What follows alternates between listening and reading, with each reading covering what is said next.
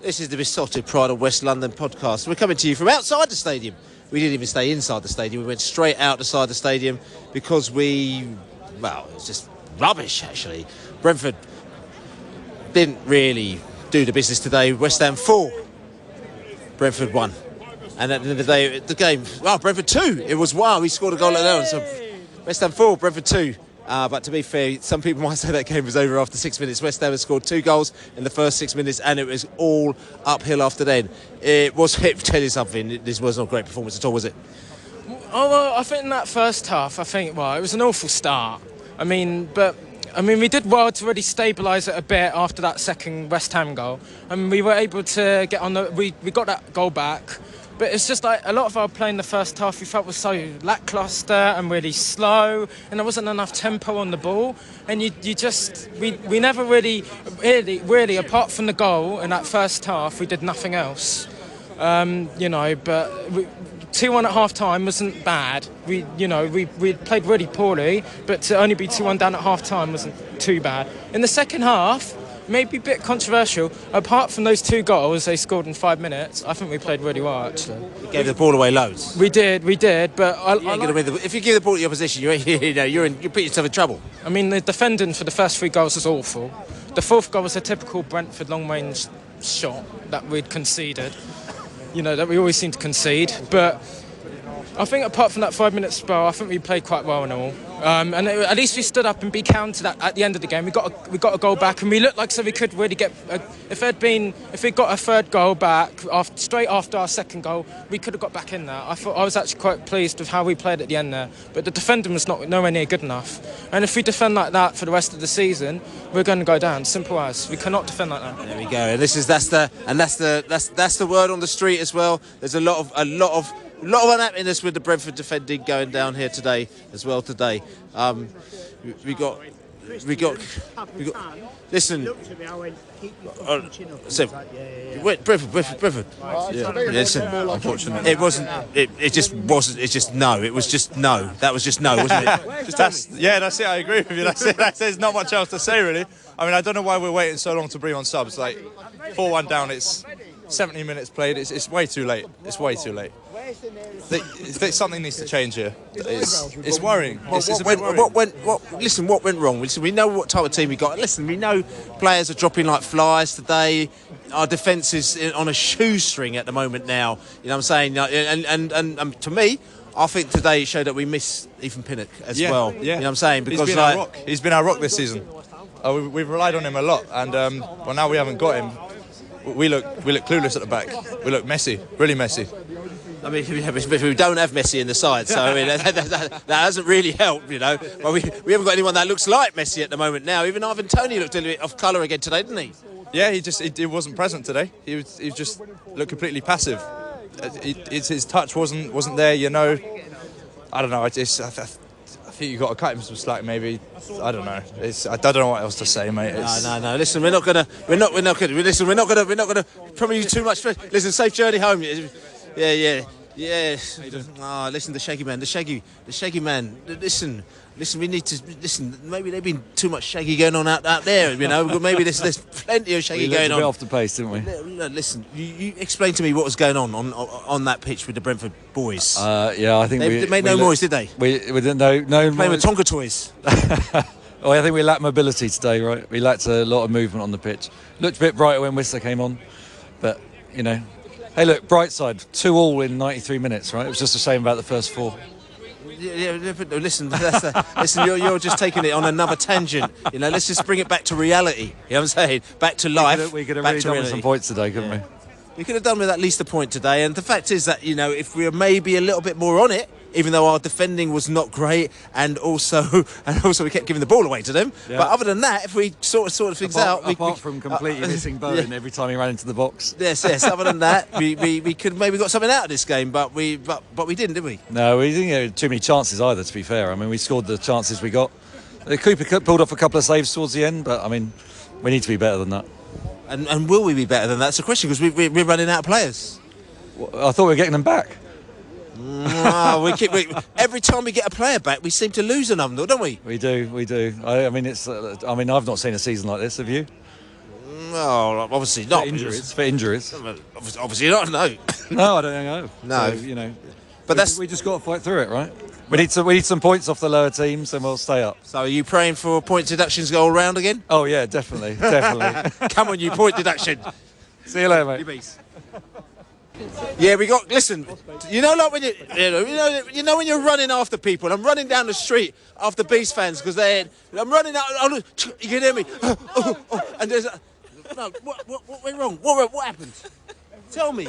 I don't even want to talk about it. Yeah, you have to talk about it. Because, listen, talk about pop music. Yeah. What happens? Yeah. Basically, at 4-1, We look good. At 4-1, we look really good. We come alive. We started passing the ball. We started putting balls into the box. 6 minutes in, we're 2-0 down. And if I'm honest, even at 2-0, you sat for okay, and then we come back 2-1, and you sat for if you could just get a cheeky goal, and then it's 3, then it's 4. But what was really interesting, a bit like that Liverpool game as well, we go 4-1 down, and then all of a sudden we kind of, we lift the spirits, and we Staying alive. Yeah. But it's a shame. Again, I know Thomas likes to kind of stick with this, make substitutions at 70 minutes, but there's certain games you just can't do that. You've got to bite the bullet and make changes. Lewis Potter had a great. He worked hard, but I think like Jensen and a couple of other people, Tony just looked completely off the ball, like he left the building. It was it was hard, but Brentford fans to low to the end. Great goal. The fourth goal from West Ham, I'm not being funny, you've got to give credit. I mean, it was a bit like when Godos scored that goal against Burnley at home, and everyone went, shoot! And the West Ham fans went, shoot! And he shot, and it was a great goal, and you've got to give him that. But apart from that, we sung our hearts out, we stayed to the end. It was a hard game to watch. We go again on Saturday. Yeah. Oh, yeah, UBs. Yeah, listen, Dan the man, just quickly, just give us a little break.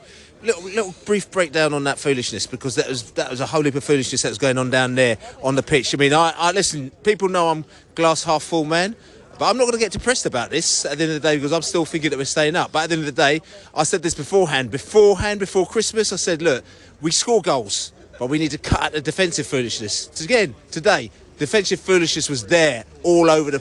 West Ham were running at us at the beginning. They were lively. They were first to the ball. We were looking slow. We were looking off the pace. We were not closing them down. We were having problems. And then West Ham thought, oh, happy days. Bang, bang, bang. 2 goals early, and that was it. We were on the back foot. After that, we tried to pick it up. We couldn't do. But that defensive foolishness needs to stop, because at the end of the day, is that we ain't going to get anywhere with it, because we'll score 6 goals. And then the opposition will score 7 if we carry on like that. Yeah, no, I agree with all of that, Bill. I think you've kind of got, you've got it down to a T there with what's wrong. Yeah, I mean, I'm sure people have kind of said we weren't great today. We lost in the first 10 minutes. So, when the first 2 goals went in, we just seemed to make life a lot difficult for us. There's a good team in there. The genesis is there, but we're just not performing, and there's something that's stopping us performing, because we know we can play well. And we know we can get results, but there's something not quite right there. And I think the one of the main problems, the defence, as you said, it's not great. And I think because of various different issues, defence, form, and it's all getting against us now, and we're struggling, and we are struggling. There's no real other way to do it. I mean, we'll pull through and we'll be safe, but it's going to be tough. It's going to be a tough end to the season, and we need to pull something out the bag, because next season, if we do play like that, we will be in real trouble. You bees. Come on, you bees. Come on. Believe. We left the stadium area, and to be quite honest with you, this is short, sharp and sweet, because everyone we've spoken to said the same thing. There's not a lot really can be said about that. Sometimes you've got to put these performances behind you and move on to the next one. This West Ham game, I think people are looking at this one for the one that we can get some points out of, because we had Man City before, we had Liverpool before, we've got Chelsea coming, we've got Arsenal coming. They were looking for this one for us to get points, and it hasn't quite happened. And some people might say we're in a bit of a pickle. My argument, I said, season finishes in May. We have to look at the games between now and May. But also at the end of the day, my concern more is that we need to sort out this defence, who we got some good players in there. But when they keep giving the ball away, when they keep just not defending, when they can't head the ball, when they can't pick up players doing the runs, when they don't stop players shooting from the edge of the box, which might be a midfielder, but that's a different story. That's not great. No, it's not great. There was a lot wrong about tonight. We started off with, they had a lot more energy. I'm not saying we had a lack of energy, but they seemed to have more. Jared Bowen, he was on fire. Fair play. Three really good goals. Our defence was terrified, actually, wasn't it? Yeah, well, it's been said before, I'm sure. Pinnock's is just a colossal miss, and you had Pinnock to Rico. I know we're not going to run through the whole season of calamitous injuries all over again. But Ivan is back. He has scored some goals. He didn't look like scoring until very late on. He had a couple of chances. I just spoke to a couple. Sorry, I'm talking about Ivan. I didn't mean to interrupt you, but I spoke to a couple of captains off mic there today, and a lot of people are saying that Ivan's just head's not in it. He just seems to be gone. He doesn't seem to be here. Last few games, I know they said that he's been, inverted commas, ill. He's had a bit of an illness, but I don't know. I mean, this illness now has been a couple of weeks on from that, and today he just kind of looked like he's thinking, right, let me just play my games out and let me just go. Don't you think? Yeah, possibly. I don't know if we're adding 2 and 2 and getting 10 there, but you could argue that he's certainly not the same the last sort of 2 or 3 matches. Without Brian there, it's really difficult to judge him. I think Brian and Bumo and Ivan Toney were such a duo. And I know Ivan's clicked a bit with Neil Maupay. Maupay took his goal brilliantly tonight, and I thought Wieser took his goal brilliantly tonight. So there were a few bright shots, bright points in the day. We're -2 on our goal difference, and we are looking over our shoulder at the moment, especially with the Everton points deduction being reduced today. We're expecting that to be increased again and Forest to get punishment. But just to explain, Everton got their points reduction reduced from 10 points to 6 points, which means obviously that they have got another 4 points, and then they've now gone above us. Yeah, so it's gone a bit more twitchy. I still got every belief that we've got enough to get us over the line. It's a 9-month season. We've got enough in us to get the points we need, but not on tonight's performance. We were weak against a team that we did expect to get points from. We've beaten them 5 times out of 6 now. They were due to beat us, but we have to find a way of improving ourselves, because there was weakness all over that pitch tonight.